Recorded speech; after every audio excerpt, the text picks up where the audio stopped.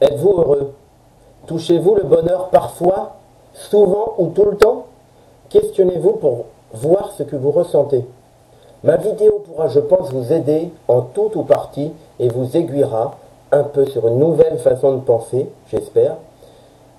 L'association de bonheur est très subjective, personnelle, donc très psychologique et vous pouvez travailler ce ressenti toute votre vie. Personne n'aura jamais atteint le point de réflexion maximum sur le sujet du bonheur. Toute sa vie, on peut y réfléchir et agir sur soi. L'objectif de cette vidéo, vous l'avez deviné, est de vous aider à réfléchir sur le sujet et trouver des pistes pour aller dans le bon sens. Alors si le bon sens est le bonheur, le mauvais sens sera l'inverse, bien entendu, donc la déprime, le malheur, le mal-être. Le bonheur, chaque être humain le recherche a priori. Je dis a priori car certaines personnes ne s'autorisent pas au bonheur. Cela concerne d'une façon passagère, ou plus ou moins longue, n'importe qui. Le philosophe Alain disait « La joie se décide ». Il y a une part de nous qui aspire consciemment au bonheur, mais une autre partie inconsciente qui nous empêche de l'atteindre. Ce sont des freins. C'est le fait de ne pas nous autoriser à être heureux quand on se sent coupable, par exemple. On est souvent plus sévère avec soi-même qu'avec les autres. Donc, attention à ne pas être sévère en général avec vous-même, à ne pas culpabiliser pendant un temps trop long. Si vous considérez avoir mal agi, soit faites en sorte de ne pas recommencer, et il faudra passer à autre chose, soit il faudra se dire qu'après coup, ce qui est fait est fait. On ne peut pas revenir en arrière. Donc, premier point primordial, prenez conscience quand vous culpabilisez, c'est souvent contre-productif. Parfois aussi, certaines personnes se posent en victime et veulent être pleins. Donc attention si c'est votre cas, changez de rôle. Ne vous posez pas en victime de façon permanente ou trop fréquente. C'est une situation qui vous prive de votre liberté et qui est instable pour vous. Enfin, certains adolescents notamment, attirés par la scarification, le suicide, la mort, ne semblent pas des plus épanouis, hélas. Je n'aborderai pas ce sujet là, même si on ne peut que souhaiter le bonheur au plus grand nombre. Alors, la première facette du bonheur, pour vous aider à l'atteindre, pour vous aider à l'atteindre plus souvent, c'est l'ancrage dans le moment présent. Donc, être heureux ici et maintenant, c'est se concentrer sur l'instant présent. On peut le voir comme un travail, un effort sur soi-même pour ne pas laisser passer l'occasion de savourer la vie, de se rendre heureux, de profiter. Quand on devient très âgé, j'imagine que les souvenirs d'une vie réussie peuvent aider une personne à être heureuse. Mais pour ne pas être que dans la nostalgie seule, le présent doit quand même aussi être heureux. D'où la réflexion que vous devez avoir et votre concentration à apprécier le présent pour atteindre le bonheur. Donc il faut chercher votre essentiel, savourer l'instant présent, de la manière que vous préférez, être avec des amis, être avec votre famille, vous retrouver seul, à vous balader en forêt ou à méditer, etc. Regarder vers le passé fait ressentir de la mélancolie. Et le futur, à l'inverse, est inconnu par définition, et source de peur, de fantasmes, et donc pas forcément rassurant, contrairement au présent. Donc avoir ces idées en tête permet de mieux vivre les moments présents agréables, en profiter à fond, sans penser à se comparer aux autres, à posséder des biens toujours plus superficiels, etc. On en reparlera. Autre point, il faut cesser de vouloir plaire à tout le monde. Surprenant, non? Pas la phrase en soi qui est logique, mais quel est le lien au bonheur? Je vais vous le dire. Pourquoi cesser de vouloir plaire à tout le monde va vous aider à être mieux en vous? Alors vous-même, vous prenez la liberté de ne pas aimer tout le monde. Donc on doit accepter d'être soi, de plaire à certaines personnes et pas à d'autres. Facile à dire, hein, mais plus difficile à gérer. Notamment, le plus compliqué, c'est d'oser déplaire à ceux qu'on aime. Mais ainsi, on peut vérifier la sincérité et la solidité du lien, que ce soit en amitié ou en amour. Hélas, si l'autre ne tolère pas quelque chose qui vous tient à cœur, vous avez avancé. Vous saurez qu'avec cette personne, c'est un peu à sens unique. Vous devez donc donner pour lui ou elle, mais cette personne n'accepte pas de faire des efforts pour vous. Ce n'est pas cool. La relation ne doit pas être à sens unique, pour faire simple, bien sûr. Donc, cesser de vouloir plaire à tout le monde, c'est essayer de rester vous-même, le plus souvent possible. Il faut garder ça en tête, même si c'est difficile, bien sûr. Ne dites pas oui à tout. et à tout le monde. Trouvez des arguments pour justifier votre non et faites comprendre que vous ne le faites pas contre la personne. Ça passera beaucoup mieux. Parfois, vous ferez un effort pour faire quelque chose qui vous déplaît. Je dis bien parfois. Mais ne soyez pas dans une extrême. Soit toujours dire non, ou soit toujours dire oui. Car tellement de personnes n'osent pas dire non et s'oublient un peu. La peur de déplaire peut être le signe que votre ego est trop fort, que vous êtes peut-être trop narcissique. Tout le monde l'est, je vous rassure. Mais ne nous accordons pas une importance trop grande. Il faut se dire qu'on n'est pas le centre de la Terre. On est des milliards sur Terre et personne n'est indispensable quasiment. C'est une image, bien sûr, pour vous aider à relativiser. On doit être tous indispensables plus ou moins pour quelqu'un, j'espère. Si votre peur de déplaire vient d'un manque de confiance en vous, être heureux, c'est quand même avoir un minimum de confiance en soi. Et cela se travaille, c'est un combat avec soi-même. La confiance en soi est un sujet vaste à lui tout seul, tellement important. Apprenez à dire non gentiment. En argumentant, cela passera déjà beaucoup mieux, comme je vous le disais. Affirmez-vous, soyez vous-même parfois, et cela vous fera un bien fou. Votre estime de vous-même va beaucoup remonter.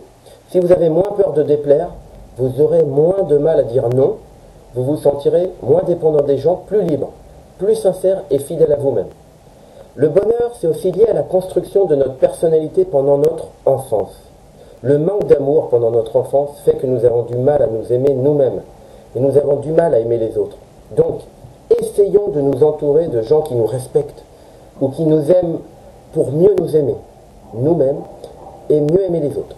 L'éducation a un rôle aussi important sur votre lien au bonheur à l'âge adulte. Quand tout est interdit pendant l'enfance, on a du mal à profiter de l'instant présent. On a du mal à s'autoriser à être heureux.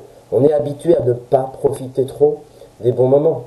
A l'inverse, quand tout semble autorisé dans l'enfance, sans beaucoup de limites, on cherche toujours des plaisirs supplémentaires et cela peut être sans fin. On parle d'éternel insatisfait, vous avez dû entendre ce terme.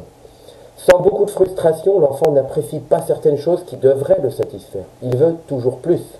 On devient alors à l'âge adulte dans une recherche incessante de plaisir et de joie qui ne seront jamais vraiment atteints, comme l'enfant gâté qu'on était.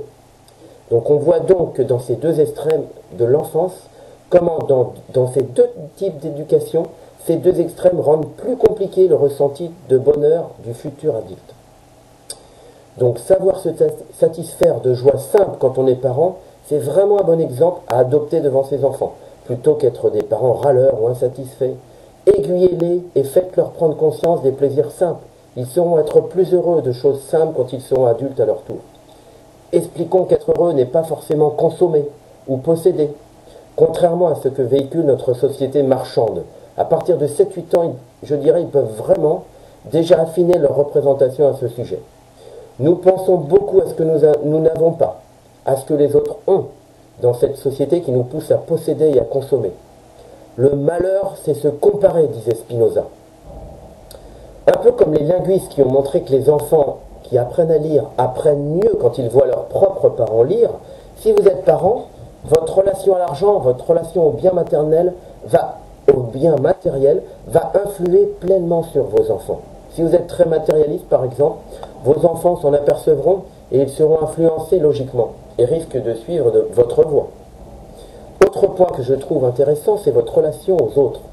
Allez à l'inverse de la tendance de notre société actuelle qui va vers l'individualisme. Pensez à de petits gestes pour les autres. Le fait de travailler votre côté social, s'occuper un peu des autres, aider un voisin par exemple. En plus d'être utile concrètement bien sûr, aide à nous ouvrir un peu sur les autres en relevant notre estime de soi-même. Cela relativise nos soucis et nous aide à être moins nombrilistes. Car sans vouloir être moraliste, on peut tous s'améliorer sur ce point, même si chacun se détermine et fait ce qu'il veut et ce qu'il peut. Tout montre que le repli sur soi ne va pas dans le bon sens.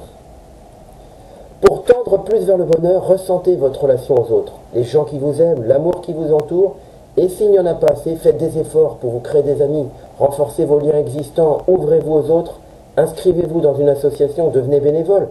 Ce n'est pas en restant isolé qu'on accroîtra nos liens avec ceux qui nous aiment ou ceux qu'on n'a pas encore rencontrés.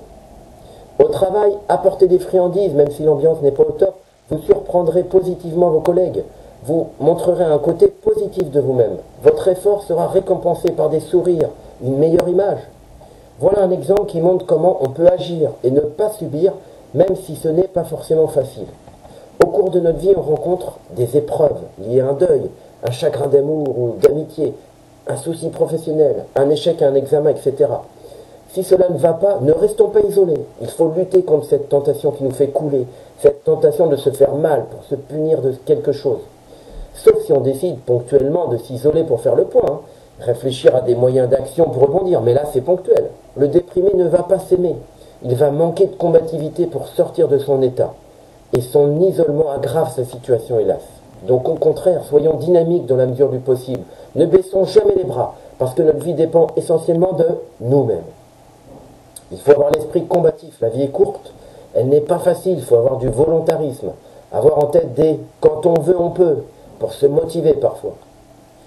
La joie, personne ne peut nous la prendre. Elle est en chacun de nous et elle est communicative. Montrez aux autres votre meilleur côté, des sourires. Votre côté épanoui sera communicatif. En retour, vous recevrez beaucoup d'amitié, d'amour, de sourires. Donc stoppez autant que vous pouvez votre mauvaise humeur, souriez, on vous le rendra souvent.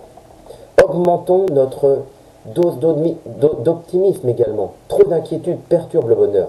Et souvent l'inquiétude est liée à nos propres fantasmes, nos propres peurs. Les gens les plus inquiets que la moyenne ont tendance à noircir la réalité par rapport à ce qu'elle est vraiment. Regardons peut-être un peu moins les informations déprimantes à la télé, tout en restant informés sur les actualités. Vérifions les informations négatives ou alarmistes qu'on entend en bref de comptoir, ou par nos relations, ou qu'on lit dans les médias ou sur les réseaux sociaux, pour ne pas ternir la réalité encore une fois, ou ajouter du pessimisme inutile. Ne consultez pas de voyants, ce n'est pas une blague. Ne consultez pas de voyants ou d'horoscopes qui vous habitueront à adapter votre comportement et votre combativité à une parole extérieure en vous dictant votre comportement. Lisons plutôt des livres sur les sujets qui vous sont difficiles pour nous améliorer et améliorer nos vies. En conclusion, soyez ouverts et curieux pour mieux saisir tout ce qui peut nous mettre en joie. Respirons, apprécions chaque moment, la vie passe vite. Et les personnes âgées qui ont cette expérience de la vie nous le confirmeront toujours. Ouvrons les yeux sur la vie. Trop de possibilités de nous rendre heureux ou en joie nous échappent, même si elles semblent anodines. Il faut les prendre pour vivre mieux et avec plus de bonheur. Je finirai cette vidéo par un proverbe chinois en méditant sur cette phrase. Le malheur n'entre guère que par la porte qu'on lui a ouverte. Donc mes amis, fermez bien la porte au malheur et saisissons le bonheur. J'espère que ma vidéo aura été au moins en partie, voire un peu plus, et ça serait tant mieux, intéressante et éclairante pour vous. C'était le but de cette vidéo. N'hésitez pas à vous abonner en cliquant sous la vidéo s'abonner, si vous avez un compte YouTube ou Gmail, et à mettre des commentaires sous la vidéo, cela sera enrichissant pour tout le monde. Je vous remercie, à bientôt, salut.